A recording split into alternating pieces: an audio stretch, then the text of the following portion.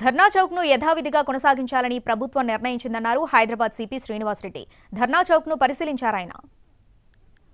వాళ్ళు తర్వాత ఇక్కడ ఈ రోడ్ యూజ్ చేసే వాళ్ళకు ఇబ్బంది కలగకుండా ఈ ధర్నా చౌక్ లో ఎప్పటిలాగానే మనం పర్మిషన్ ఇస్తూ పోతాం. ఇంకా దీంట్లో కోర్టు కూడా క్లియర్ చేసింది కాబట్టి ఎటువంటి కన్ఫ్యూజన్ కానీ ఎటువంటి సందేహం కానీ లేదు. అందుకనే వచ్చాను నేను. ఇప్పుడు మనం ఏమన్నా బ్యారికేడ్స్ అవన్నీ ఇంకా పర్మనెంట్ గానీ ఈవెన్ మొబైల్ బ్యారికేడ్స్ వేస్తే అనవసరంగా ఇంకా మనం ఆ స్పేస్ ని ఆక్యుపై చేసినట్టు ఉంటుంది. ఇప్పుడు ఎట్లాగో ఒక పక్కకు రోడ్డు పక్కగా వాళ్ళు ధర్నాలు అంటే టెంట్లు వేసుకొని కూడా షామియానాలు వేసుకొని చేస్తున్నారు.